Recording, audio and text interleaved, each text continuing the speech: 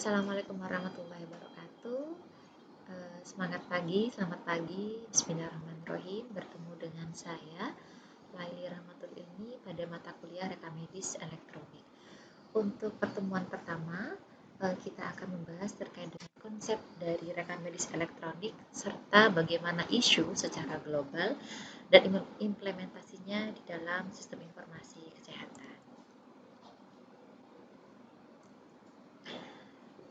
Sebelum kita membahas terkait dengan apa itu konsep dari rekam medis elektronik, saya akan menjelaskan terlebih dahulu dasar hukum yang berkaitan dengan penyelenggaraan rekam medis dalam bentuk elektronik. Yang pertama ada Undang-Undang Republik Indonesia Nomor 29 Tahun 2004 tentang praktek kedokteran. Yang kedua terkait dengan Peraturan Menteri Kesehatan Nomor 269 Tahun 2008 tentang rekam medis. Yang ketiga adanya Undang-Undang Nomor 11 Tahun 2008 tentang Informasi dan Transaksi Elektronik atau ITE. Nah, dari dasar hukum ini silahkan teman-teman mahasiswa bisa mengunduh atau mendownload masing-masing regulasi yang digunakan dalam penyelenggaraan rekam medis dalam bentuk elektronik. Yang pertama untuk Undang-Undang Nomor 29 Tahun 2004 tentang praktek kedokteran, di sini sudah dibahas secara lengkap terkait dengan penyelenggaraan rekam medis yang tertuang dalam pasal 46. Bahwasanya setiap tenaga kesehatan, yaitu dokter gigi, dalam menjalankan praktek kedokterannya wajib membuat rekam medis, baik secara manual maupun elektronik. Yang kedua, rekam medis yang dimaksud dalam pasal pertama harus dibuat secara lengkap setelah pasien tersebut selesai diberikan pengobatan atau perawatan oleh dokter ataupun dokter gigi yang menyelenggarakan kesehatan. Nah, yang dimaksud lengkap di situ yaitu lengkap secara data klinis maupun data administratif, sehingga dapat terpenuhi aspek Alfred ya. Mungkin teman-teman bisa membuka kembali mata kuliah di konsep dasar rekam medis ataupun manajemen rekam medis. Yang ketiga, bahwasannya setiap rekam medis yang dibuat harus dibubuhi nama lengkap dokter yang memberikan asuhan keperawatan ataupun dokter gigi, dilengkapi dengan waktu penyelenggaraan, serta adanya tanda tangan yang memberikan layanan kesehatan dan tidak boleh diparaf.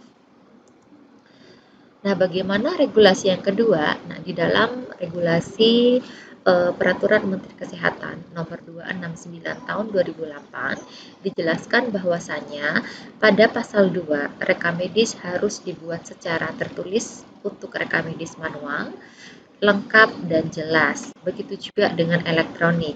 Penyelenggaraan rekam medis dengan menggunakan teknologi informasi kesehatan secara elektronik sudah diatur secara lanjut di dalam Undang-Undang Nomor 11 Tahun 2008 atau terkait dengan transaksi informasi elektronik atau Undang-Undang ITE. Di dalam pasal 5 ayat 1 dijelaskan bahwasannya informasi elektronik atau dokumen elektronik hasil cetaknya merupakan alat bukti hukum yang sah. Nah, kalau kita melihat dengan perkembangan era digital 4.0, bahwasannya banyak sekali para pengguna smartphone yang sudah melakukan atau instalasi terkait dengan sistem informasi kesehatan. Dengan adanya pandemi COVID-19 saat ini, ada beberapa platform seperti Halodoc, kemudian Allo Dokter, dan lain sebagainya yang menyediakan konsultasi secara elektronik atau telekonsultasi. Kemudian di dalam pasal 6 di sini sudah disampaikan bahwasanya untuk syarat dalam pelaksanaan sistem informasi kesehatan yang dibuat secara asli dianggap syah apabila sudah diimplementasikan secara elektronik, tetapi dalam bentuk tanda tangannya nanti bisa kita sesuaikan seperti menggunakan e-sign atau barcode tanda tangan elektronik. Dalam pasal 12 di sini bahwasanya setiap orang yang terlibat dalam tanda tangan elektronik berkewajiban memberikan passcode atau atau keamanan dalam tanda tangan elektronik yang digunakan. Yang kedua, pengamanan tanda tangan elektronik sebagaimana dimaksud pada ayat 1, sekurang-kurangnya di sini sistemnya tidak dapat diakses oleh orang lain yang tidak berhak. Kemudian di pasal 16 telah dijelaskan bahwasannya sudah ada ketentuan yang telah diatur oleh undang-undang di mana setiap kegiatan transaksi elektronik wajib mengoperasionalkan sistem elektronik yang memenuhi syarat minimum. Yang pertama, dapat diakses kembali. Yang kedua, terlindungi datanya, kerahasiaannya, keutuhan, serta autentifikasi. Yang ketiga, beroperasional sesuai dengan prosedur. Yang keempat, dilengkapi dengan SOP. Dan yang kelima, memiliki mekanisme yang berkelanjutan. Nah, yang sudah saya bahas tadi terkait dengan PMK nomor 269 pada pasal 2. Nah, ini contoh gambaran di pasal 3. Di dalam PMK tahun 2008 nomor 269 bahwasanya isi rekam medis untuk pasien rawat inap sekurang-kurangnya harus ada data demografi pada poin A hingga poin B, kemudian poin C hingga poin G merupakan data klinis yang meliputi anamnesis hingga pengobatan. Sedangkan untuk yang poin H itu adalah poin terkait dengan autentifikasi, poin E terkait dengan laporan yang tersedia, sehingga di sini juga harus dilengkapi. Nah, bagaimana terkait dengan formulir apa saja yang harus diselenggarakan dalam prosedur rekam medis? Nah, minimal memenuhi 33 poin, jadi ada pengantar rawat inap dan lain sebagainya. Lalu terkait dengan pengertian di sini, nah pengertian yang dimaksud di sini adalah bagaimana sih implementasi rekam medisnya bisa dibuat secara. Jadi ada perbandingan antara rekam medis elektronik atau IMR dengan dokumen rekam medis. Nah, kalau IMR itu ditulis secara elektronik, penyimpanannya elektronik, serta bisa dicetak atau hanya disimpan dalam storage. Sedangkan kalau dokumen rekam medis, ada yang sifatnya masih tampilan interface elektronik saat proses pendaftaran di awal, formulirnya dicetak, kemudian pendokumentasian atau pengisian rekam medisnya dicetak, serta hanya formulir-formulir tertentu yang bisa kita cetak atau diberikan duplikatnya kepada pasien, contohnya di saat summary atau resume medis. Nah, bagaimana penyimpanannya? Penyimpanan rekam medis manual masih di dalam rak filing. Lalu siapa aja yang memiliki hak akses untuk rekam medis elektronik, yaitu dokter penanggung jawab atau PPA, yang kedua tenaga kesehatan yang memberikan layanan kepada pasien, tenaga rekam medis, rehab medis, serta petugas pendaftaran. Nah, bagaimana ini terkait dengan hak aksesnya? Jadi ketika besok teman-teman di sini sudah mengimplementasikan rekam medis elektronik, harus tahu batasan-batasan yang memiliki full akses ataupun hanya beberapa unit yang mengakses sesuai dengan bidangnya. Contohnya rekam medis. Rekam medis hanya bisa read only all data tanpa melakukan editing.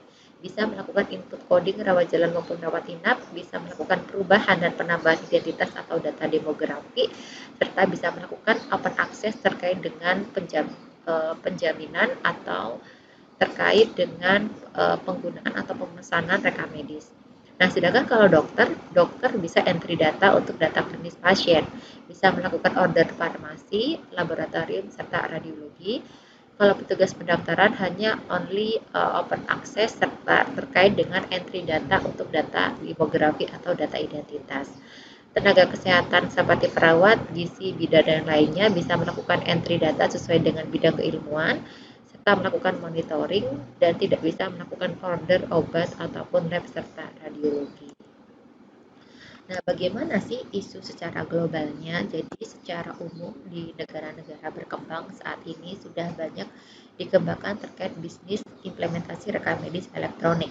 Bahwasanya dengan menggunakan rekam medis elektronik secara ekonomi itu sangat membantu dalam percepatan pengambilan keputusan. Kemudian terbagi ada 3 stase. Yang pertama first stage terkait dengan karakteristik siapa saja yang bisa melakukan alur dalam melakukan proses desain.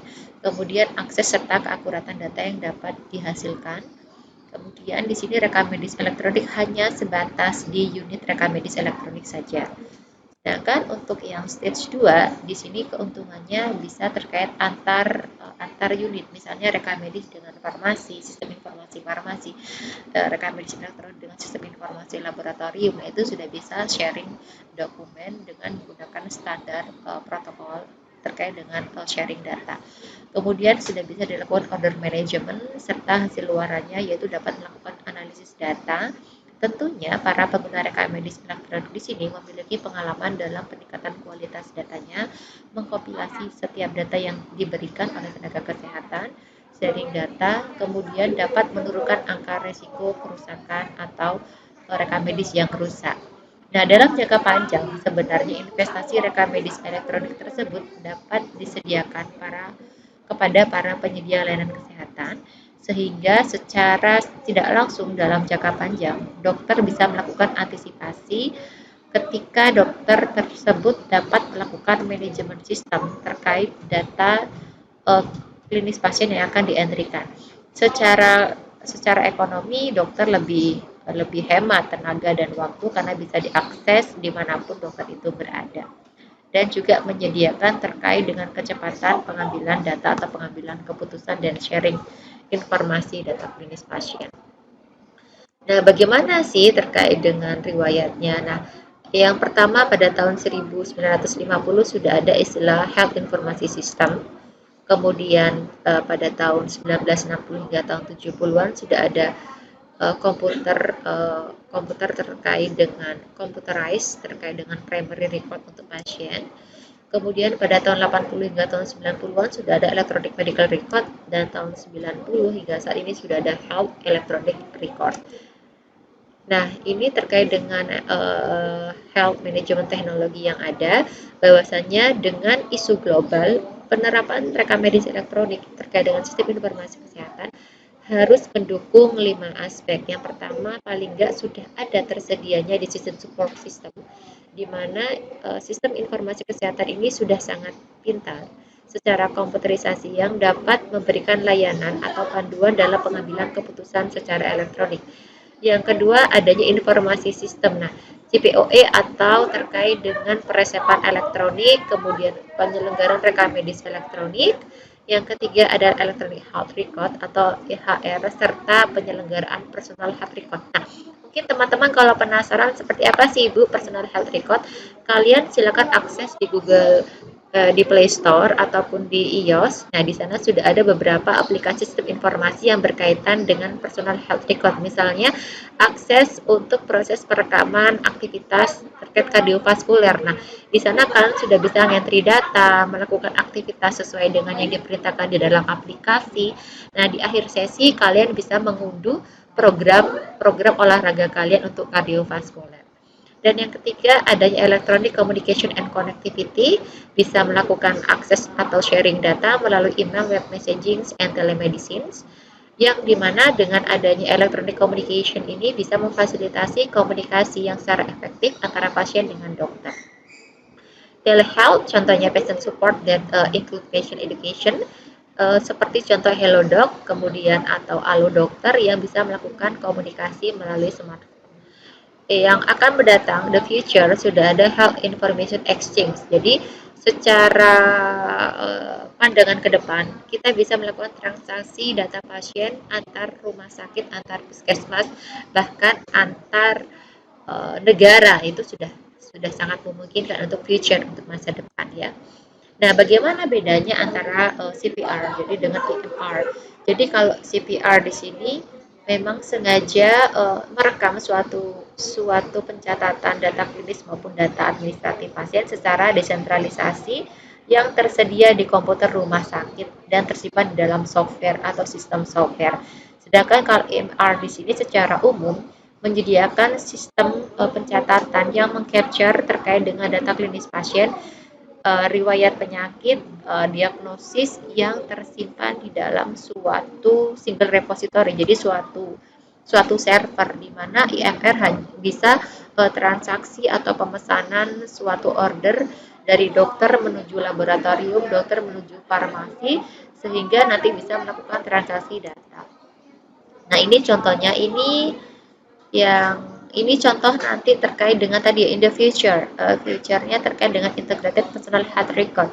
Jadi kalau sekarang pasien ketemu dengan dokter secara tatap muka lalu menuliskan rekam medis secara manual, dengan adanya COVID-19 ini pasien sudah bisa memilih dokter melalui aplikasi Halodoc atau Halo Dokter, bisa melakukan diskusi selama 30 menit, lalu dokter akan memberikan resep, secara otomatis kita akan melakukan billing atau pembayaran nanti melalui Pak Gojek ataupun Grab Delivery, kita bisa menerima obat yang sudah dipesan, yang sudah diresepkan oleh dokter tadi.